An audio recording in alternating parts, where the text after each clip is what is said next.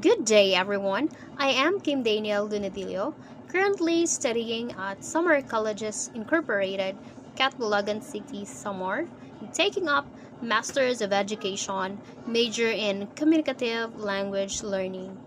Today, we will be talking about assessing writing under the course Language Testing, Development, and Research.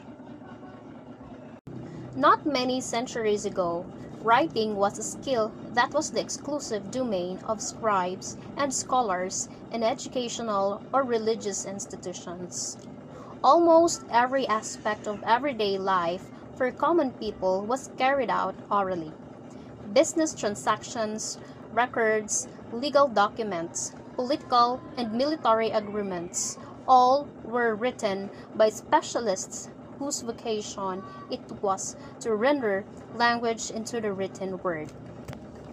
Today, the ability to write has become an indispensable skill in our global literate community. Writing skill, at least at rudimentary levels, is a necessary condition for achieving employment in many walks of life and is simply taken for granted in literate cultures. Now let us have the genres of written language. Chapter 8's discussion of assessment of reading listed more than 50 language genres. The same classification scheme is reformulated here to include the most common genres that a second language writer must produce within and beyond the requirements of the curriculum. Even though this list is slightly shorter, you should be aware of the surprising multiplicity of options of written genres that second language learners need to acquire. So we have three types or genres of written language. The first one is the academic writing. Second is the job-related writing. And the third one is the personal writing. Let us talk about academic writing.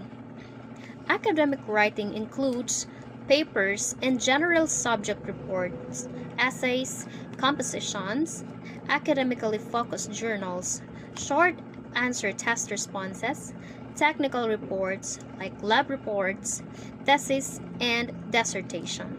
The second one is the job-related writing. Job-related writing includes messages such as phone messages, letters, emails, memos, reports, like for example job evaluations and project reports. We can also have schedules, labels, signs, advertisements, announcements, and manuals. The third one is personal writing. Personal writing includes letters, emails, greeting cards, invitations, messages, notes, calendar entries, shopping lists, reminders, financial documents such as checks, tax forms, loan application forms, questionnaires, medical reports, immigration documents, diaries, personal journals, or fiction such as short stories, and poetry. Next, we have the types of written performance. Four categories of written performance that capture the range of written production are considered here. Each category resembles the categories defined for the other three skills, but these categories, as always, reflect the uniqueness of the skill area. So the four types of written performance are the following. First, imitative. Second, intensive or controlled. Third is responsive. The fourth one is extensive. Alright, first we have imitative. To produce written language, the learner must attain skills in the fundamental, basic tasks of writing letters, words, punctuation, and very brief sentences. This category includes the ability to spell correctly and to perceive phoneme-grapheme correspondences in English spelling system. It is a level at which learners are trying to master the mechanics of writing, and at this stage, form in the primary, if not exclusive, focus, while the context and meaning are of secondary concern. The second one is intensive or controlled. Beyond the fundamentals of imitative writings are skills in producing appropriate vocabulary within a context, collocations and idioms, and correct grammatical features up to the length of a sentence. Meaning and context are of some importance in determining correctness and appropriateness, but most assessment tasks are more concerned with a focus on a form and are rather strictly controlled by the test design. The third one is responsive. In here, assessment tasks require learners to perform at a limited discourse level, connecting sentences into a paragraph and creating a logically connected sequence of 2 or 3 paragraphs. Tasks respond to pedagogical directives, lists of criteria, outlines, and other guidelines. Genres of writing include brief narratives and descriptions, short reports, lab reports, summaries, brief responses to reading, and interpretations of charts or graphs. Under specified conditions, the writer begins to exercise some freedom of choice among alternative forms of expression of ideas. The writer has mastered the fundamentals of sentence-level grammar and is more focused on the discourse conventions that will achieve the objectives of a written text. Form-focused attention is mostly at the discourse level, with a strong emphasis on context and meaning. The fourth one is extensive. Extensive writing implies successful management of all the processes and the strategies of writing for all purposes, up to the length of an essay, a term paper, a major research project report, or even a thesis. In here, writers focus on achieving a purpose, organizing and developing ideas logically, using details to support or illustrate ideas, demonstrating syntactic and lexical variety, and in many cases, engaging in the processes of multiple drafts to achieve a final product. Focus on grammatical form is limited to occasionally editing or proofreading of a draft. Next are the micro and macro skills of writing. Here are the micro skills of writing. We have 6 micro skills of writing. The first one is produce graphemes and orthographic patterns of English. Second, produce writing at an efficient rate of speed to suit the purpose. Third, produce an acceptable core of words and use appropriate word order patterns. Fourth, use acceptable grammatical systems such as tense, agreement, pluralization, patterns, and rules. Fifth, express a particular meaning in different grammatical forms. And the last one is use cohesive devices in written discourse. The macro skills of writing. Use the rhetorical forms and conventions of written discourse. Next, appropriately accomplish the communicative functions of written texts according to form and purpose. Convey links and connections between events and communicate such relations as main idea, supporting idea, new information, given information, generalization, and exemplification. Next is distinguish between literal and implied meanings when writing. Correctly convey culturally specific references in the context of the written text. Last is develop and use a battery of writing strategies, such as accurately assessing the audience interpretation using pre-writing devices, writing with fluency in the first drafts using paraphrases and synonyms, soliciting peer and instructor feedback, and using feedback for revising and editing. Designing assessment tasks. First, imitative writing. With the recent worldwide emphasis on teaching English at young ages, it is tempting to assume that every English learner knows how to handwrite the Roman alphabet. Such is not the case. Many beginning level English learners, from young children to older adults, need basic training in and assessment of imitative writing, the rudiments of forming letters, words, and simple sentences. We examine this level of writing first. Next is the tasks in hand writing letters, words, and punctuations. First is copying. There is nothing innovative or modern about directing a test taker to copy letters or words. The test taker will see something like the following. Here's the direction. The test taker reads first and copy the following words in the spaces given. So with that test or that picture shows a section of handwriting assessment, specifically on a copying task.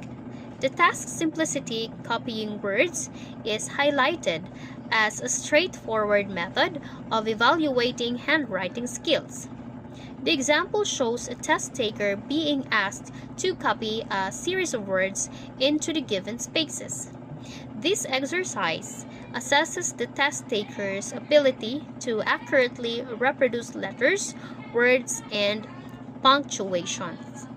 Next is a listening close selection task. So this example is a task that is combined dictation with a written script that has a relatively frequent deletion ratio, every fourth or fifth word perhaps. The test sheet provides a list of missing words from which the test taker must select. The purpose at this stage is not to test spelling, but to give practice in writing. To increase the difficulty, the list of words can be deleted, but then spelling might become an obstacle. Picture kit tasks.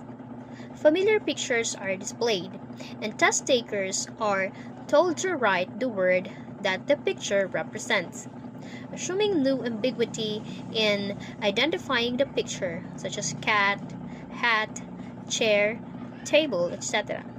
No reliance is made on oral comprehension for successful completion of the task. Form completion tasks. A variation on pictures is the use of a simple form registration application, etc. that asks for name, address, phone number, and other data. Assuming, of course, that prior classroom instruction has focused on filling out such forms. This task becomes an appropriate assessment of simple tasks, such as writing one's name and address. The fifth one is converting numbers and abbreviations to words. Some tests have a section on which numbers are written, for example, hours of the day, dates, or schedules, and test takers are directed to write out the numbers. This task can serve as a reasonably reliable method to stimulate handwritten English. It lacks authenticity, however, in that people rarely write out such numbers, except in writing checks, and it is more of a reading task, recognizing numbers, than a writing task. If you plan to use such a method, be sure to specify exactly what the criterion is, and then proceed with some caution. Converting abbreviations to words is more authentic. We actually do have occasions to write out days of the week, months, and words like street, boulevard, telephone, and April. Months, of course, are often abbreviated with numbers. Designing assessment tasks, intensive or controlled writing. This next level of writing is what second language teacher training manuals have for decades called controlled writing. It may also be thought of as form-focused writing, grammar writing, or simply guided writing. A good deal of writing at this level is display writing as opposed to real writing. Students produce language to display their competence in grammar, vocabulary, or sentence formation, and not necessarily to convey meaning for an authentic purpose. Grammatical transformation tasks. In the heyday of structural paradigms of language teaching with slot filler techniques and slot substitution drills, the practice of making grammatical transformations orally or in writing was very popular. To this day, language teachers have also used this technique as an assessment task, ostensibly to measure grammatical competence. Grammatical transformation tasks. Numerous versions of the task are possible. Change the tenses in a paragraph. Change full forms of verbs to reduced forms or contractions. Change statements to yes or no or WH questions. Change questions into statements. Combine two sentences into one using a relative pronoun. Change direct speech into indirect speech. Change from active to passive voice. Picture cue tasks. A variety of picture cue control tasks have been used in English classrooms around the world. The main advantage in this technique is in detaching the almost ubiquitous reading and writing connection and offering instead a nonverbal means to stimulate written responses. Vocabulary assessment tasks. Most vocabulary study is carried out through reading. A number of assessments of reading recognition of vocabulary were discussed in the previous chapter.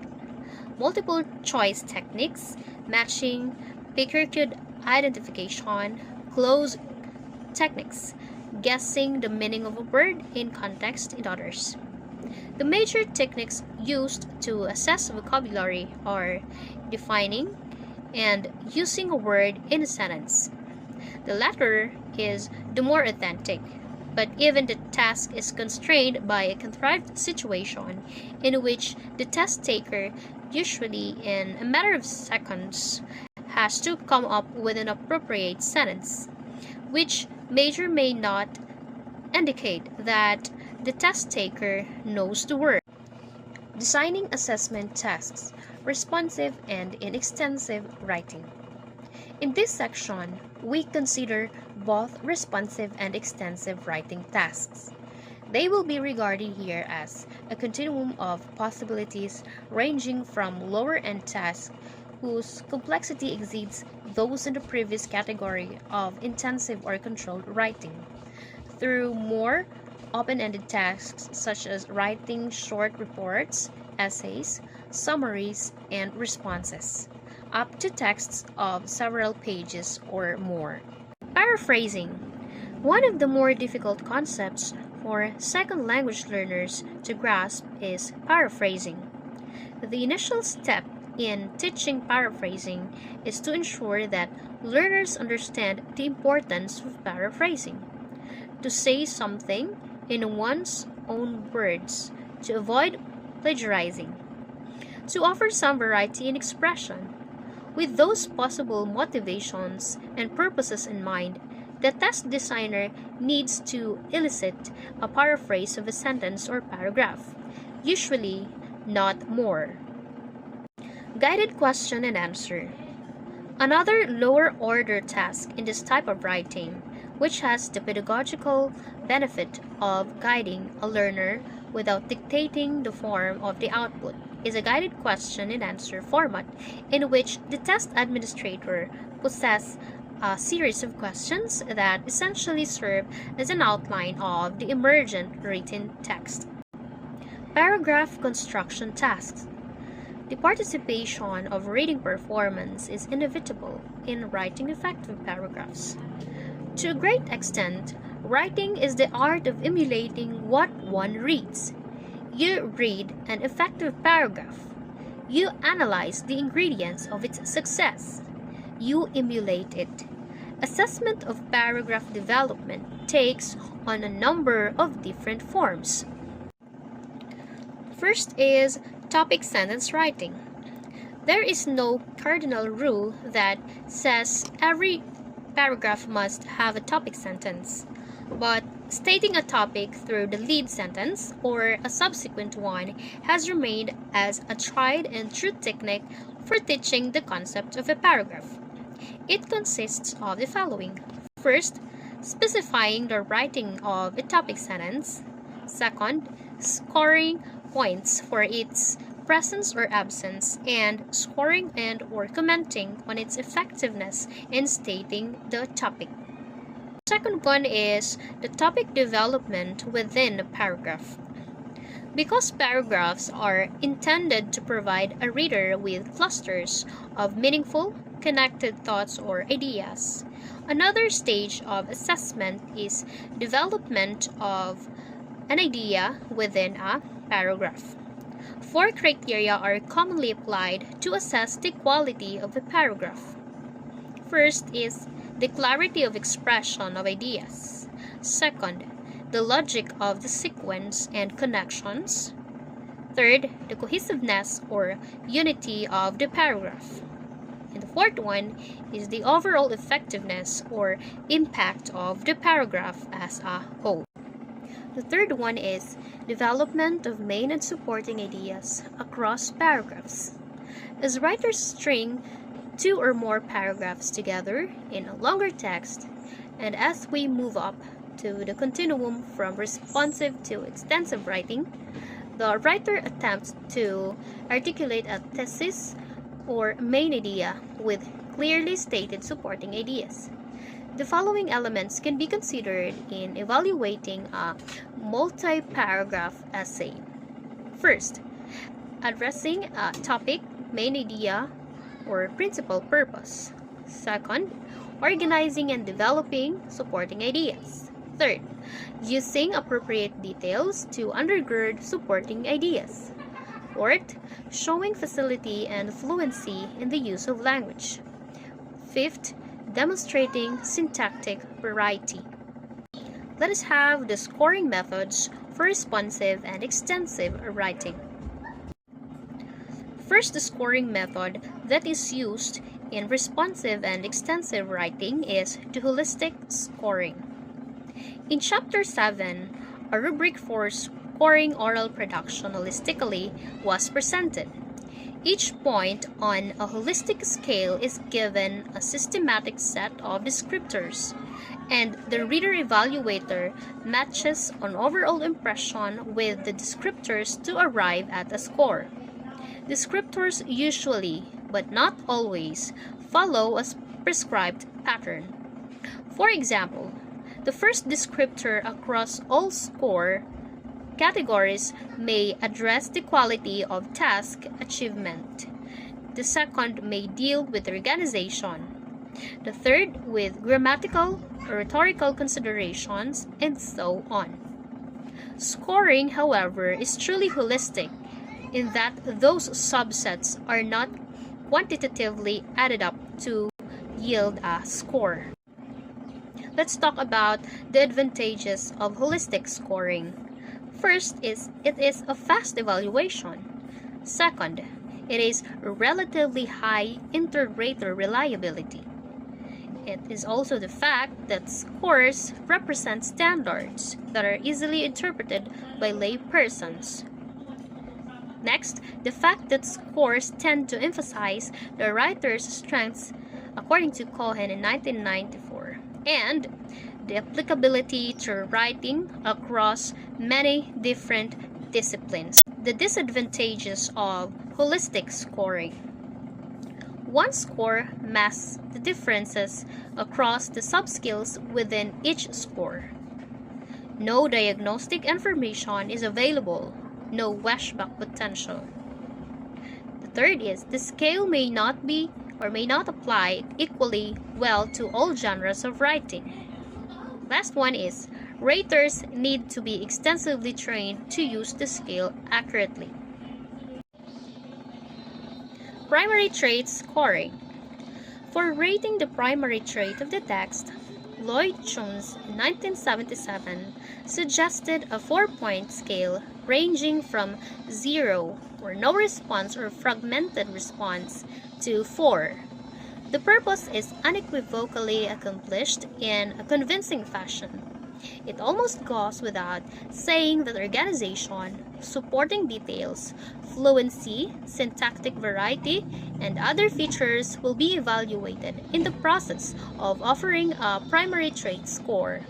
But the advantage of this method is that it allows both writer and evaluator to focus on function. In a summary, primary trait score would assess the following. First, the accuracy of the account of the original or summary, the clarity of the steps of the procedure and the final result or the lab report, the description of the main features of the paragraph, the expression of the writer's opinion or a response to an article. Scoring. For classroom instruction, holistic scoring provides little washback into the writer's further stages of learning. Primary trait scoring focuses on the principal function on the text and therefore offers some feedback potential but no washback for any of the aspects of the written production that enhance the ultimate accomplishment of the purpose. Classroom evaluation of learning is best served through analytic scoring, in which as many as 6 major elements of writing are scored, thus enabling learners to hone in on weaknesses and to capitalize on strengths. This picture shows the analytic scale for rating composition tasks. That ends my discussion about assessing writing. Thank you so much for listening.